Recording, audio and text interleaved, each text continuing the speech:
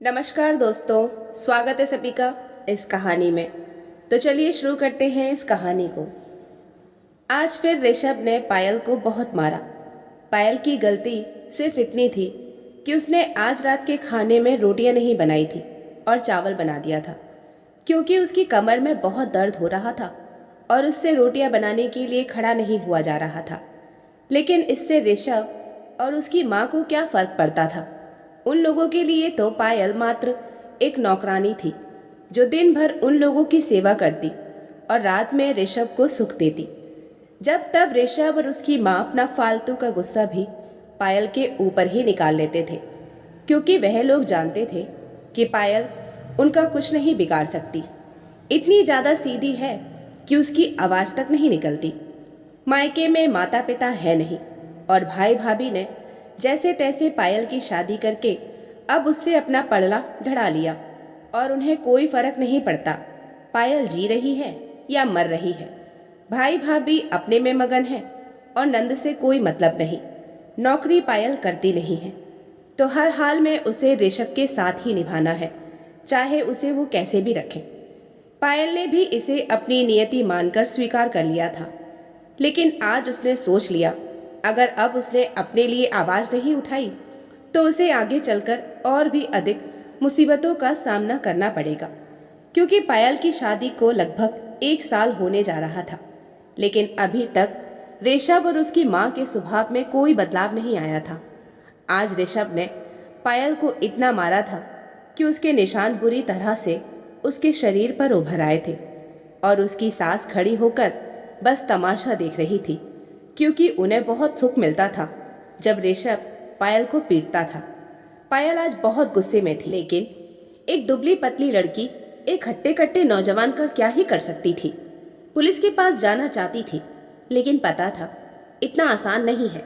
ऋषभ और उसकी माँ इतने होशियार थे कि पायल को जब भी मारते थे तेज साउंड में टीवी चला देते, ताकि पड़ोसियों को कुछ पता न चल सके कि अंदर क्या हो रहा है। पर आज पायल ने एक निर्णय ले ही लिया था अपने जीवन के लिए। खाना खाने के बाद रोज की तरह ऋषभ दारू पीने लगा और उसके बाद बेसुध होकर सो गया। सासू माँ भी अपनी दवाइयाँ खाकर सो गई। बस पायल को मौका मिल गया। पायल ने बहुत ही फुर्ती से अपने दुपट्टे से ऋषभ के हाथ पैर अच्छे से बेड के साथ बांध दिए और मुंह में एक कपड़ा डाल दिया।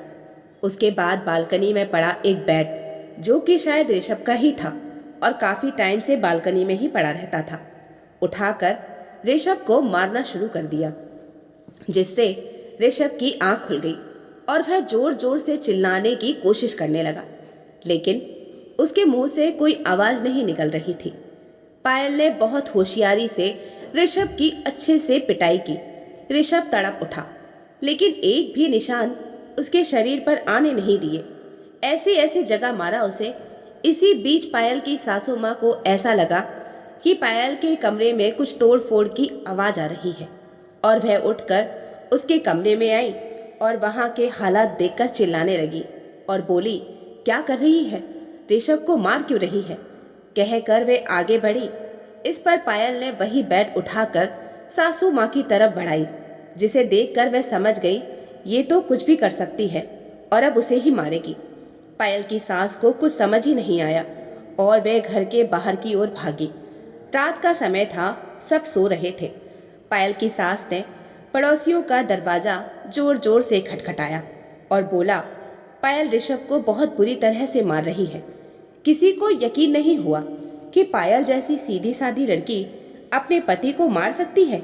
पायल की सास ने पड़ोसियों से बोला, अरे कोई मेरे बेटे को बचाओ, जल्दी से कोई पुलिस को बुलाओ, नहीं तो वह मेरे बेटे को मार ही डालेगी।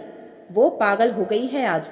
पड़ोसी पायल की सास के साथ पायल के घर की तरफ भागे, पर जब पड़ोसी घर के अंदर गए तो घर का नज़ारा कुछ और ही था। पायल डरी सहमी हुई घर के एक कोने में बैठी हुई थी और ऋषभ ने पायल के बालों को पकड़ा हुआ था और पायल गिड़गिड़ा रही थी, प्लीज़ मुझे मत मारो, मत मारना, मेरी कमर में दर्द था इसलिए मैंने रोटी की जगह चावल बना दिया था।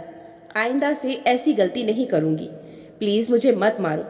पड़ोसियों ने देखा कि पायल तो बेतहासा डरी हुई है और ऋषभ उसे मारने के लिए बिल्कुल करीब खड़ा है। पायल के चेहरे पर और सारे शरीर पर ऋषभ ने कुछ देर पहले जो उसे मारा था उसके निशान थे, जिसे देखकर पड़ोसियों को समझते देर नहीं लगी कि ऋषभ ने पायल को कितना मारा है। लेकिन अभी थोड़ी देर पहले जब पायल ने ऋषभ को अच्छे से धोया था, उसके कोई भी निशान ऋषभ के शरीर पर नहीं थे, बल्कि सांस के बाहर भागते ही पायल ने होशियारी दिखाते हुए उसे खोल दिया था और खुद कोने में बैठ गई थी। इतनी मार खाने के बाद ऋषभ जैसे ही आजाद हुआ, वह पायल को मारने के लिए उसकी तरफ दौड़ पड़ा। इसी वजह से जैसे ही पड़ोसी घर में घुसे और उन्होंने अपनी आंखों से देखा था कि ऋषभ पायल को मार रहा है, और सबको समझते देर नहीं लगी कि ऋषभ पायल के साथ कैसा व्यवहार करता है। अब पायल की सास कितना भी बोलती कि पायल ने ऋषभ को मारा है, कोई नहीं मानता, बल्कि सब ने अपनी आंखों से देखा था कि ऋषभ पायल के साथ कितना गलत व्यवहार कर रहा है। इसी बीच किसी ने पुलिस को फोन कर दिया था और पुलिस भी आ चुकी थी। पुलिस के सामने सारे पड़ोसियों ने बढ़ चढ़कर बताया कि उन्होंने अपनी आंखों से देखा है ऋषभ पायल को बुरी तरह से मार रहा है। बेचारी कितनी डरी सहमी हुई है। पायल के शरीर के चोट साफ साफ बता रही थी कि उसके साथ घरेलू हिंसा हुई है। ऋषभ और उसकी माँ कुछ भी बोलते, किसी को कोई यकीन नहीं होता, और सच्चाई यही थी कि ऋषभ पायल को मारता था। लेकिन आज तक किसी को ये बात पता नहीं थी। पुलिस वालों ने जब पायल से पूछा तो उसने डरते डरते बताया कि कुछ भी गलत हो जाने पर ऋषभ उसे जानवरों की तरह पीटता है और धमकी देता है कि अगर वह पुलिस के पास गई तो वह उसे हमेशा के लिए घर से निकाल देगा या फिर मार ही डालेगा। और ऐसा करते वक्त वह तेज आवाज में टीवी चला देता है ताकि पायल की आवाज बाहर ना जाए।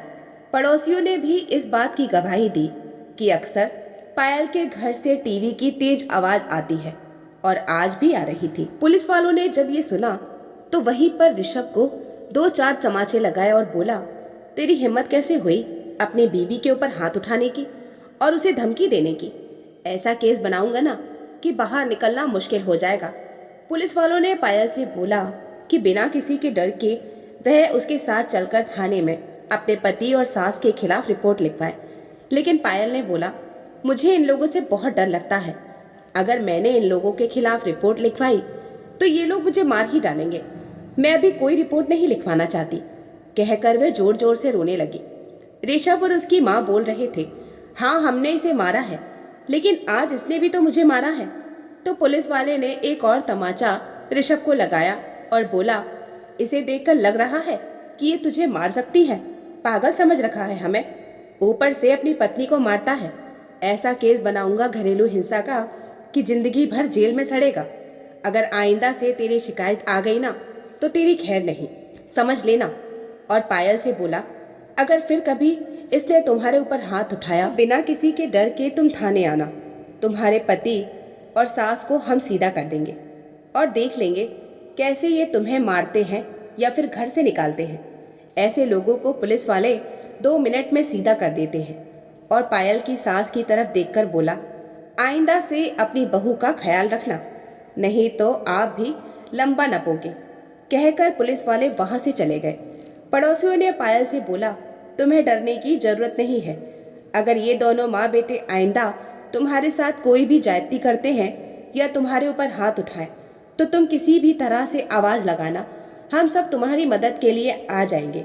और साथ ही साथ ऋषभ और उसकी माँ को धमकाते हुए पड़ोसी चले गए कि अगर अब पायल का एक भी बाल बांका हुआ या किसी दिन हमें बालकनी में नजर नहीं आई या हमें कुछ भी शक हुआ कि तुम लोगों ने उसके साथ कुछ गलत किया है तो हम पुलिस वालों को फोन करने में देर नहीं लगाएंगे, क्योंकि तुम लोगों की असलियत अब सारा मोहल्ला जान चुका है। अब ऋषभ और उसकी माँ को समझ आ चुका है कि अगर अब पायल के साथ उन्होंने कुछ भी गलत किया तो उन दोनों की खैर नहीं। सारे पड़ोसी बाहर जा चुके थे और पायल अब घर में अकेली थी। ऋषभ तमतमाता हुआ पायल की तरफ बढ़ा ही रहा था कि पायल ने बगल में रखा हुआ बैट दोबारा उठा लिया, जिसे देखकर ऋषभ वहीं रुक गया। और ऋषभ की माँ ने उसे पीछे अपनी तरफ खींच लिया और बोला, बेटा अब चुपचाप शांति से रह, इसके मुंह लगना बेकार है। अब इससे ऐसा माहौल बना दिया है कि कोई हमारी बात नहीं मानेगा, और अब अगर इसे थोड़ी भी खरोंच आई तो हम दोनों को जेल जाना तय है। पायल ने भी बोला, अब गलती से भी मेरे ऊपर हाथ उठाने की कोशिश मत करना, नहीं तो तुम्हारा एक हाथ तोड़कर तुम्हारे दूसरे हाथ में दे दूंगी और जेल की हवा खिलाऊंगी वो अलग। बहुत सैली तुम लोगों की मनमानी। अब इस घर में तुम्हारी पत्नी इस घर की बहू बन के आराम से रहूंगी।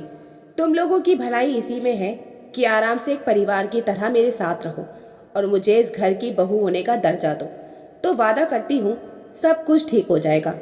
वरना अगर तुम लोग शांति से नहीं रहना चाहते, अब मुझे भी शांति की कोई जरूरत नहीं है। तुम लोगों के साथ रहते हुए मैंने भी उत्पात करना सीख लिया है और तुम जैसे टेढ़े लोगों को सीधा करना भी सीख लिया है। अब अगर गलती से भी मेरे ऊपर हाथ उठाया तो कैसे कुटाई होगी याद रखना, और ये कुटाई तुम्हें जीवन भर याद रहेगी। गलती मेरी है कि मैंने खुद को कमजोर समझा। आज जब मैंने एक बार हिम्मत की तो तुम लोगों की औकात दिखा दी ना, तो आगे से अपनी औकात में रहना। वादा करती हूँ तुम लोग औकात में रहोगे तो मैं एक अच्छी पत्नी, अच्छी बहू बनकर रहूंगी। लेकिन अगर तुम लोग औकात के बाहर निकले तो मुझे अपनी औकात दिखाने में अब टाइम नहीं लगेगा। अब की बार ऐसा घरेलू हिंसा का केस लगाऊंगी कि तुम लोग जिंदगी भर याद रखोगे। तो दोस्तों, ये थी आज की कहानी। आपको कैसी लगी हमें कमेंट में ज़रूर बताएं। मिलते हैं फिर एक अच्छी सी कहानी के साथ। कहानी को सुनने के लिए आप सभी का बहुत बहुत धन्यवाद।